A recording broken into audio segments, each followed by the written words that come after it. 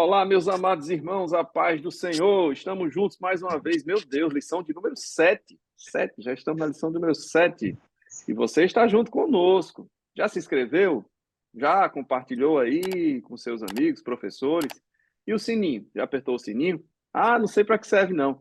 Se você se inscrever e apertar no sininho, toda vez que tiver conteúdo novo no canal, você vai ser notificado. É para isso, tá certo? Olha aí, ó. João, fiscaliza aí, João. Fiscaliza aí, João. Muito bem. Estamos de olho, estamos de olho. Vamos juntos nessa jornada, lição do número 7, neste que é EBD em Síntese Podcast, um trabalho abençoado, iniciativa daqui do Rio Grande do Norte, nossa terra querida, e os nossos pastores, pastor Martim Alves da Silva, e o nosso diretor do Departamento de Ensino e Educação Cristã, pastor Reinaldo Odilo. Esse projeto nasceu no coração deles, ainda na EBD em Síntese, que ocorre a cada trimestre, e daí nasceu o filhotinho chamado EBD em Síntese Podcast. Estamos aqui mais uma vez na bancada com os nossos irmãos Marcos Júnior e João Felipe, o Sorriso Colgate. Pai do Senhor. A paz do Senhor, meus irmãos, que Deus abençoe a todos em Cristo Jesus.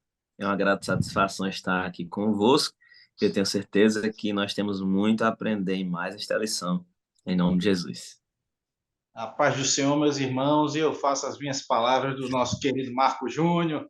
É sempre uma felicidade muito grande estar aqui com vocês. Vamos em frente. Amém, graças a Deus. Lição de número 7.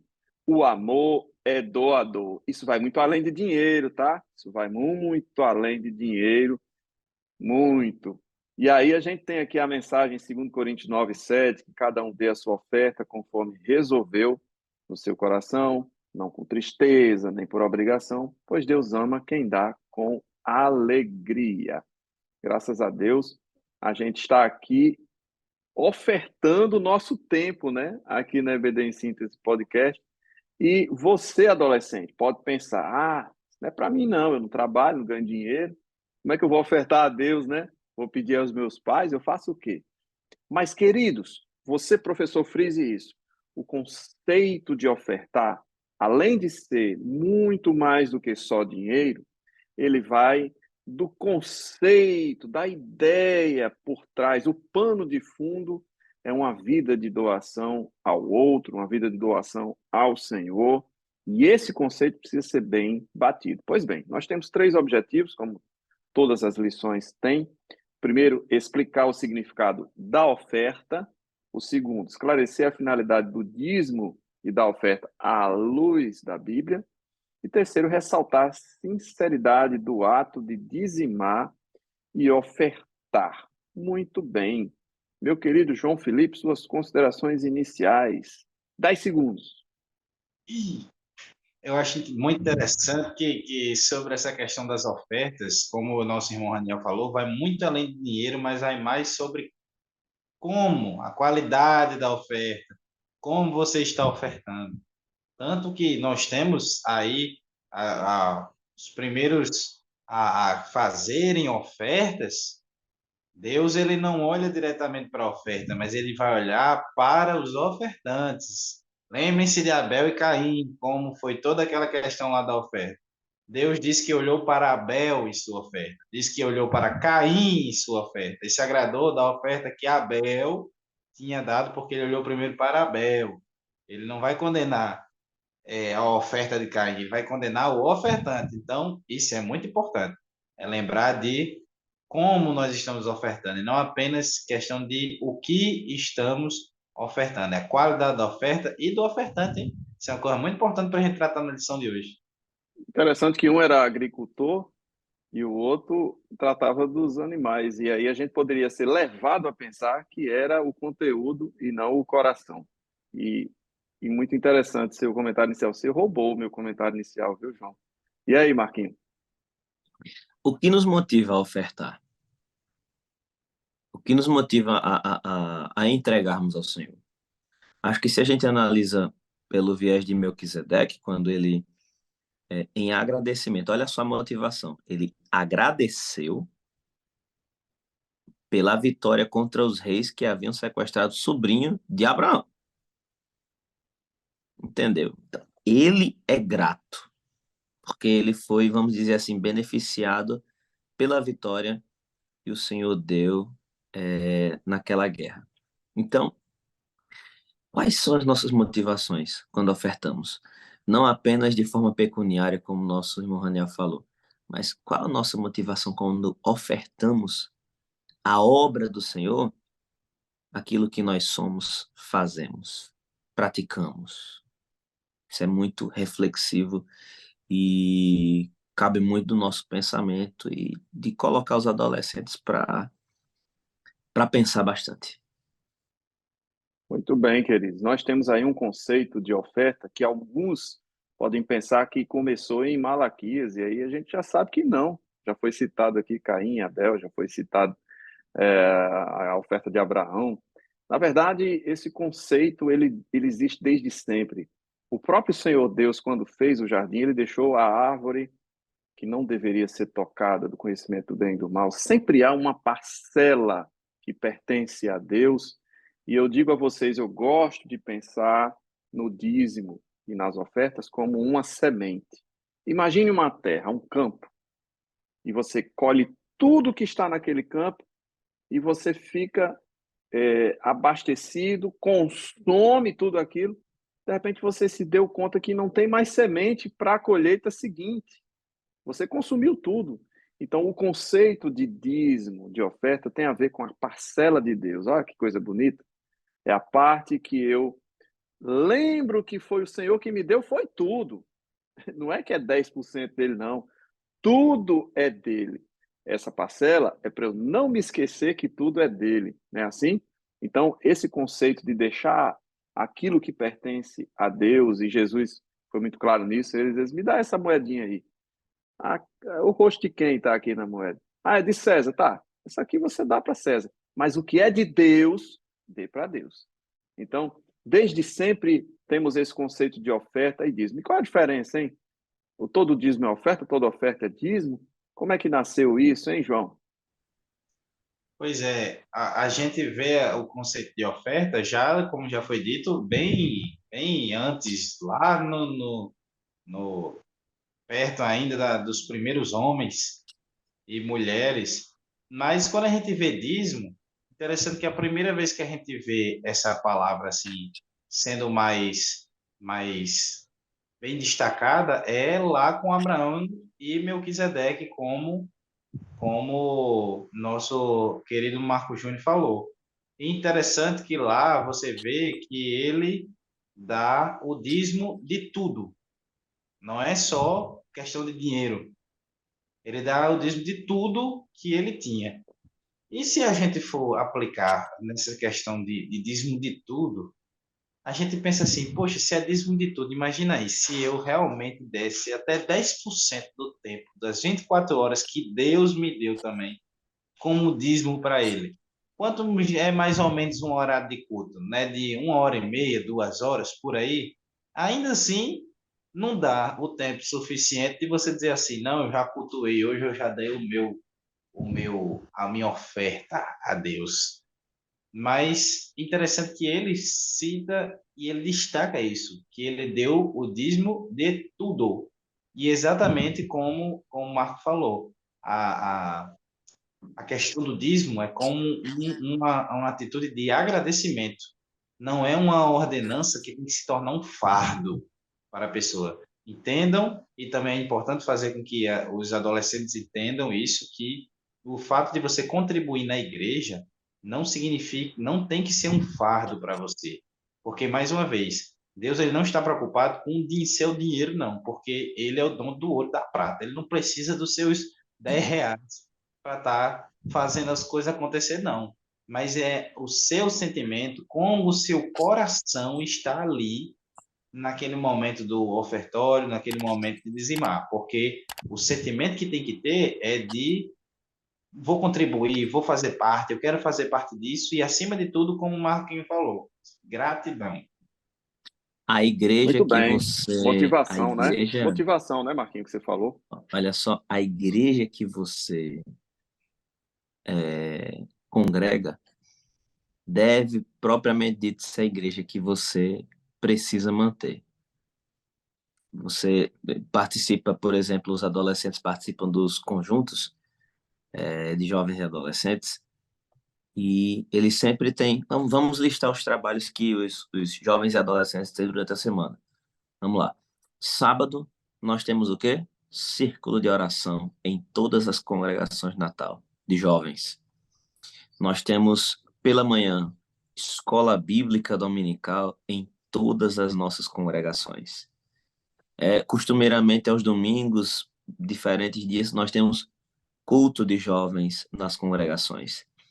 Durante a semana, nós temos ensaio de conjuntos de jovens nas nossas congregações. Aqui no Templo Central, onde eu me congrego, nós temos o ciclo de oração no sábado, temos o ensaio do Coral Jovem Rosa de Saron, temos o ensaio da orquestra, onde os nossos queridos irmãos jovens e adolescentes também participam. Então, você não pode apenas gozar dos benefícios da árvore frondosa que é a igreja. Você precisa, em gratidão, ofertar e dizimar para a manutenção da obra do Senhor. Isso é muito maravilhoso. Quando você agradece. Por exemplo, tem músicos hoje trabalhando na UFRN, em vários núcleos do nosso estado, orquestra sinfônica, que saíram da igreja. E todos eles trabalhos mantidos pela igreja.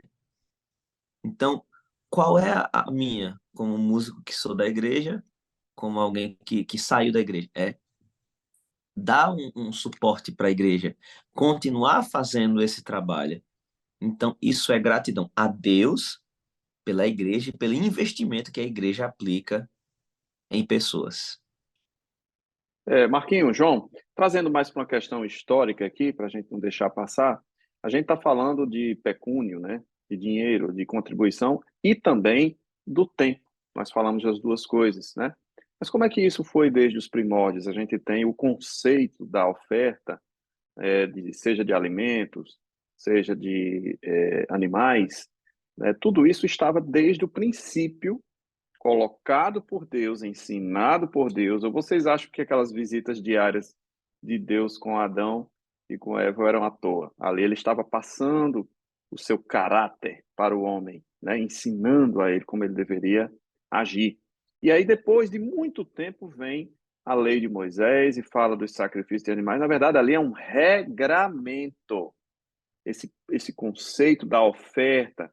E aí a Bíblia destaca lá oferta de culpa, oferta voluntária, oferta pacífica, oferta diária, oferta anual. São conceitos, regramentos de algo que já estava presente na vida humana, inclusive em outras civilizações, tá? Pessoas que não eram da cultura judaica, não absorveram isso da lei de Moisés, mas que em várias outras culturas existia o conceito de oferta, inclusive alguns deturparam o conceito de oferta, e algumas nações ofertavam a vida dos seus próprios filhos, a Moloque, por exemplo, né? Então, esse tipo de conceito precisa ser ensinado para não haver deturpações como essa. E olha que coisa interessante, o povo de Deus aprendeu a respeito dos sacrifícios de animais, depois o povo de Deus se espalhou, e quase 2000 anos depois a nação de Israel floresce, renasce, e aí vem o quê? A lei, porque eles não acreditam em Jesus como Messias, e eu tive a curiosidade de investigar como é que é feito hoje. E a verdade é que hoje os judeus eles substituíram o sacrifício de animais pelas orações. Então perceba que por mais que mudou a forma, o conceito é o mesmo, de dedicar-se ao Senhor em ofertas, sejam financeiras, seja de tempo, o que for. Então, o adolescente precisa colocar na sua mente: eu não preciso matar um animal, não, para ofertar a Deus. Isso aí foi da lei de Moisés, isso era um rito, um regramento necessário para que houvesse compreensão, para que eles que estavam saindo do Egito se tornassem um povo, uma nação exemplar, passassem a compreender como eles deveriam se relacionar com Deus. Você, professor de adolescente, Precisa dizer para o teu aluno. Nem todos têm condição de ofertar, mas ele tem várias formas, como o Marquinhos citou, dos compromissos, né? Várias formas de fazer isso, mas o conceito precisa estar impregnado no coração dos nossos jovens, né? Então, o item, por exemplo, 1.2 da lição fala, é um ato de adoração a Deus. Antes de pensar em percentual, é um ato, é algo que nasce dentro do coração com um propósito, não é isso, João? Temos que sempre lembrar que, como já foi dito várias vezes, apesar de sempre trazermos a conotação de quantia em relação à oferta, temos que lembrar que se Deus estabeleceu sacrifícios como forma de oferta no Antigo Testamento, no Novo Testamento isso é ressignificado de várias formas e até hoje o nosso irmão Raniel falou que eles substituíram pelas questões das orações, mas também não se esqueçam que também é dito no Novo Testamento que nós temos que entregar o nosso corpo em sacrifício vivo. Então, além disso daqui, nós somos oferta também. E principalmente você, jovem, tem que entender que o tempo que você tem, os seus compromissos, afinal de contas, o solteiro, aquele que é novo, o solteiro, ele cuida das coisas do Senhor. A nossa vida tem que ser entregue mesmo, se deixar se desgastar pela obra de Deus, porque isso é maravilhoso. Isso é maravilhoso. Você ofertar o seu tempo, a sua força enquanto jovem, tudo isso como oferta. Eu não tenho dinheiro, mas você tem capacidade de estar ali ajudando, de fazendo as coisas. E isso também é uma oferta.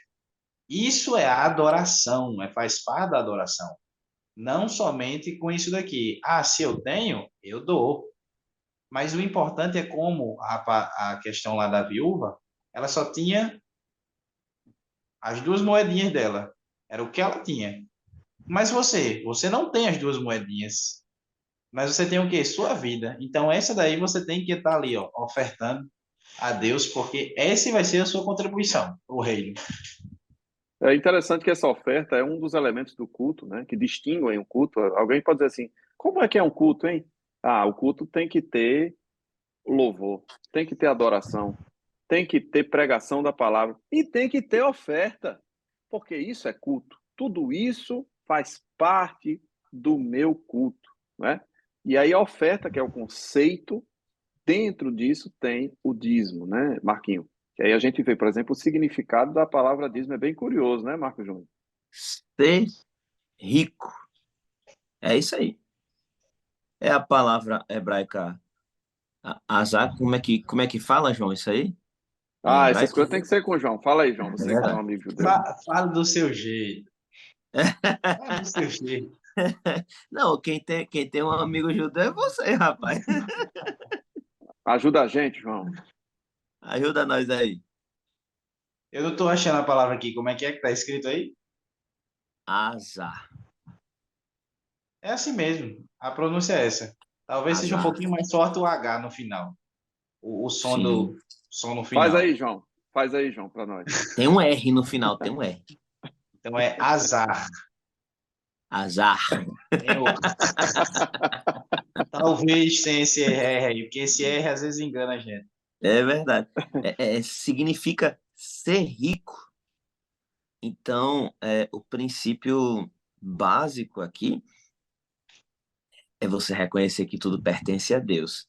E lógico, tudo pertencendo a Deus, nós, como co-herdeiros, co-participantes das riquezas profundas do Senhor, inescrutáveis do Senhor, em Cristo Jesus, somos ricos da graça, somos ricos porque temos juntado, através das nossas ofertas de adoração aqui na terra, tesouros no céu, como Jesus mandou que nós fizéssemos isso, naquela passagem onde ele repreende aquele jovem, e aquele jovem sai triste, porque Jesus pediu a ele que venda tudo, dê aos pobres e depois me siga, mas ele, infelizmente, se entristeceu e não entendeu o que Jesus havia falado a ele. Então, ser rico É muito mais, aqui no que diz respeito ao dízimo, é muito mais do que você ter grandes posses. Ser dízimo é você ser grato em reconhecimento ao que o Senhor lhe permitiu possuir. Maravilha, maravilha. Eu gosto assim, gente que fala hebraico, é bom demais. Olha só, a gente tem aqui no texto da lição, Filipenses capítulo 4 que vai Paulo, né, fazendo uma referência aos seus irmãos filipenses, né? Poxa, vocês fizeram parte da minha aflição, vocês enviaram recursos, né? Me ajudaram, mantiveram essa chama acesa, a obra viva, porque as coisas precisam de recursos para se manterem, como o Marquinhos falou no início. A igreja, quem paga a conta de luz, né? Quem cuida das viúvas, né? Os donativos, os pastores que estão no campo, isso não cai do céu, não. O pastor João Batista, né? O pastor João Batista, saudosa memória, ele foi pastor presidente em 3 estados, né? Rio Grande do Norte, Paraíba e Bahia. Ele dizia o seguinte: o dinheiro de Deus está no bolso dos crentes. O dinheiro de Deus está no bolso dos crentes. É no seu, é no seu. Então, você precisa ter consciência de que os recursos necessários para o avanço da obra estão nas suas mãos. E Paulo foi grato. E aí vem o versículo 19, já no finalzinho, quando ele diz: o meu Deus, segundo as suas riquezas, suprirá todas as vossas necessidades em glória por Cristo Jesus. A gente gosta muito de se apegar a esses versículos. O 13, por exemplo, que não está na leitura, né? Posso todas as coisas, tá? Mas a gente esquece do contexto. Né? Esse posso todas as coisas, inclusive, é passar necessidade, mas as pessoas esquecem isso. Né? E o versículo 19 diz: o meu Deus suprirá, a gente se apega a Deus, que bênção. Mas a gente esquece que o contexto é Paulo dizendo assim: obrigado por ter me ajudado, obrigado por ter ofertado, obrigado por ter tido o coração aberto para o Senhor.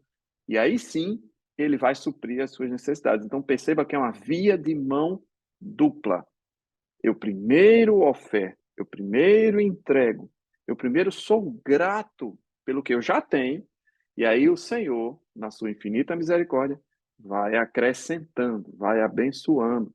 Esse é o conceito, né? E isso vale tanto para o Antigo como também para o Novo Testamento. O conceito não mudou. É o mesmo, é o mesmíssimo, né? Por exemplo, aquela mulher que ofertou um perfume caríssimo.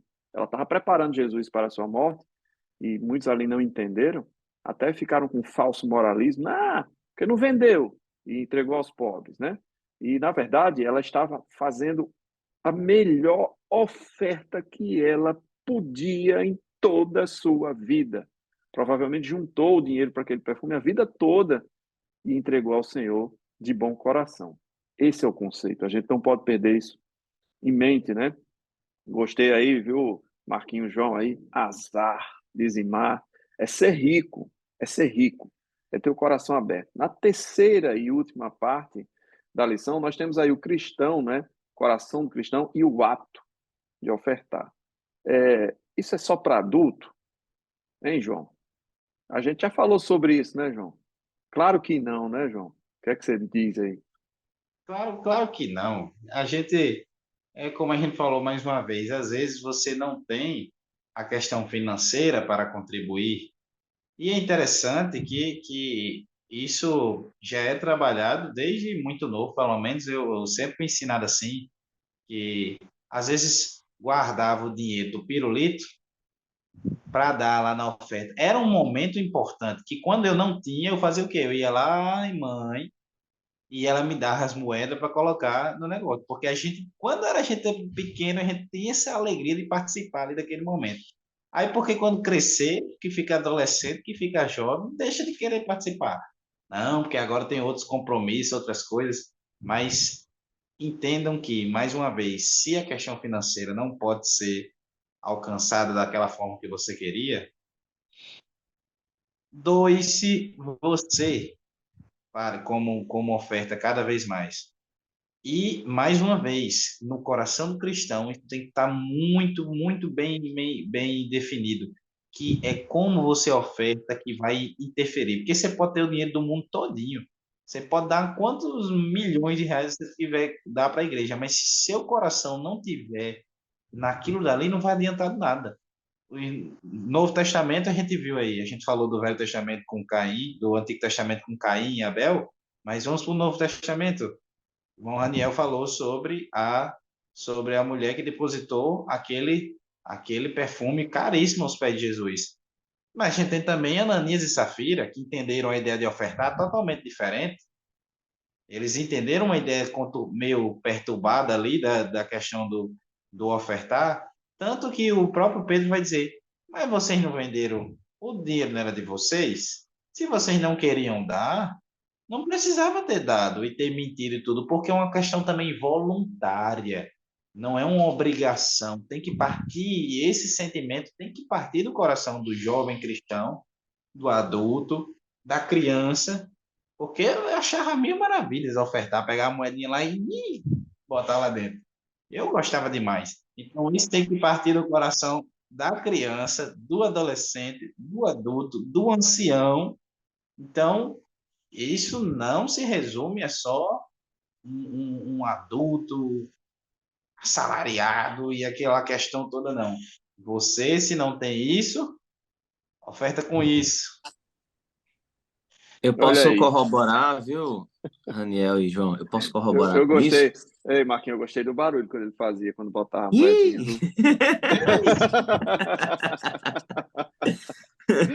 Eu posso, eu posso corroborar com isso, meus irmãos, a todos os que estão nos assistindo, trazendo um assunto bem sério e delicado, não perdendo a tônica, a nossa tônica assim, bem descontraída, mas trazendo um assunto complicado. As ideologias odiernas têm quebrado a estrutura que vem sendo passada de geração para geração. O grande problema é que, infelizmente, nós estamos tendo poucos líderes bíblicos e estamos tendo só líderes administradores e não líderes bíblicos. Ao que eu ouvi o pastor Osiel falar, a gente não tem que saber só de estratégias de gestão de pessoas, a gente não tem que saber só de estratégias de você é, é, colocar algo na cabeça das pessoas que seja efêmero, que seja é, não bíblico. Você tem que ter a Bíblia, porque aqui tem resposta para tudo. E quando o seu jovem, quando o adolescente, em especial para nós aqui que estamos, quando o adolescente chegar até você e perguntar o que foi, o que é isso, como é que é aquilo, qual o líder hoje? Isso é uma pergunta que eu faço, que está com a sua plena capacidade de explicar o que é dízimo e oferta para um adolescente de 13, de 14, de 12 anos. E não apenas explicar, mas fazê-lo entender e replicar essa ideia. O líder, ele não é só aquele que ensina com as palavras, mas é aquele que ensina com as atitudes. Então, líderes bíblicos ensinam com o testemunho. Então, se você é líder numa oferta, nem oferta com a vida e nem oferta com sua pecúnia, então teremos sérios problemas com professores que irão ministrar essa lição em suas classes, porque os adolescentes e jovens não vão observar isso na vida dos seus líderes. Isso é bem reflexivo, mas é muito importante ser trazido, você que é líder, isso é um chamamento de atenção para nós, para todos nós. Se somos líderes, se somos professores de escola dominical, precisamos dar o exemplo, fazer como Jesus. O nosso pastor Martin sempre fala o que Jesus disse: eu vos dei o exemplo. Então, se é um exemplo que Jesus nos deu, precisamos replicar o exemplo e fazer com que as próximas gerações continuem com a mesma estrutura que nós temos há 112 anos. Muito bem. Olha só, eu sou de um tempo em que os nossos pais, quando iam ofertar, eles escolhiam a melhor e mais nova nota que tinha na carteira. E você diz, isso é exagero, isso é bobagem. Mas, gente, Quando você para pensar no sentimento que está por trás desse gesto, você começa a refletir o quão importante é o ato, principalmente para o filho ou o jovem que está ali perto observando aquilo e dizer: o meu melhor eu dou para o Senhor. Né? Então, ele escolheria a melhor nota da carteira e entregava para dizer: o meu melhor é do Senhor. Não só no dinheiro. Minha melhor roupa é a que eu vou para a casa do Senhor. Né? O meu melhor tempo é aquele tempo mais precioso que eu dedico à causa, né? Ao evangelismo. Por exemplo, eu sou do tempo também que se saía no domingo à tarde para evangelizar. Você quer um horário melhor para dormir e descansar da semana do que o domingo à tarde? Não tem melhor. Mas eu sou do tempo em que saíamos para evangelizar no domingo à tarde. Aquilo é o nosso melhor. Você pega as pessoas tranquilas na rua, despreocupadas, falando, elas vão parar para ouvir a respeito do Senhor. Então, observe o conceito por trás. E tem uma coisa aqui, eu vou contar um segredo para vocês dois. Vocês querem ouvir, não? Quer, João?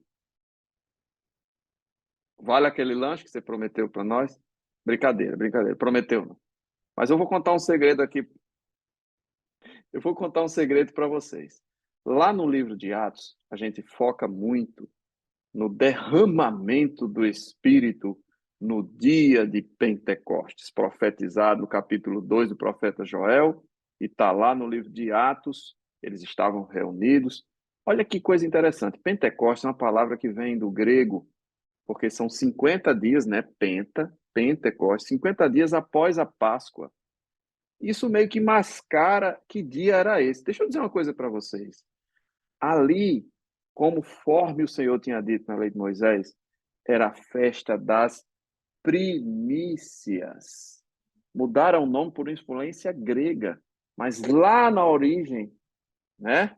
Lá na origem era a festa das primícias. Que festa é essa, Raniel? Era o dia onde todos traziam o fruto da terra, o fruto do seu trabalho, a primeira colheita, a melhor parte da colheita, eles traziam para ofertar. Então, esse nome Pentecostes, na verdade, é apenas a festa das primícias. Ali, eles estavam reunidos, buscando ao Senhor, é verdade, esperando a ordem do Senhor de aguardar em Jerusalém até serem revestidos, é verdade. Mas mais do que isso, Marquinho e João, eles estavam ali ofertando o que havia de melhor na festa das primícias ao Senhor, e eles receberam um presente incalculável, que foi o derramamento do Espírito Santo de Deus. Olha que segredo interessante. Pouco se pensa sobre isso, não é? Mas a oferta é isso, é entregar. O evangelho é mais sobre entregar do que receber. E, infelizmente, nós vivemos um evangelho em que se fala muito de receber e muito pouco de entregar. Não é, João? É, verdade. E nesse momento todinho, eu só consigo pensar em uma coisa, como a poeta Aline Barros falou: tilim, tintim, a oferta vai caindo dentro da caixinha. Tilim, tintim, eu quero um coração igual o da viuvinha. A gente tem que, a gente tem que desenvolver essa questão. O coração da gente tem que ser Maravilhoso. esse. E é por isso Maravilhoso. que a gente Ei, oferta com Marquinho, tanta alegria. Marquinho, palmas. Palmas. Genial. É Genial. por isso que a gente ofertava com tanta alegria, porque a gente compreendia o sentido por trás da música. Olha que legal, você ofertar com o mesmo coração da viuvinha, que tanta gente que ofertou tanta coisa, tantas coisas importantes, tantas coisas até maiores do que a viuvinha, ela foi a única capaz de chamar a atenção de Jesus e servir como exemplo para todo o povo. Eu não queria mais nada. Dizer assim, ei, Jesus me usou como exemplo naquele dia no templo. Eu, rapaz, olha que... Sério? E as coisas de Deus são intencionais, porque se vocês lerem o texto, vocês vão ver que Jesus sentou perto do ofertório e ficou esperando, porque ali estavam pessoas ricas, né? Se gabavam da oferta que estavam dando, e ele ali sabia exatamente o que ia acontecer, só esperando. Quando a viuvinha chegou, ele disse: É isso que eu estava esperando. Não é, Marquinhos?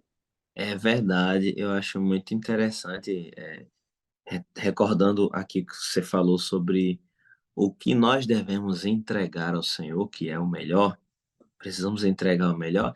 E eu acabei lendo aqui um texto de Malaquias. Malaquias foi um profeta levantado por Deus e ele é muito incisivo quanto às ofertas que o povo estava trazendo para a casa do Senhor. Olhe só o que diz no primeiro capítulo do livro do profeta Malaquias, versículo 7. Ofereceis sobre o meu altar pão imundo. E dizeis, em que te havemos profanado?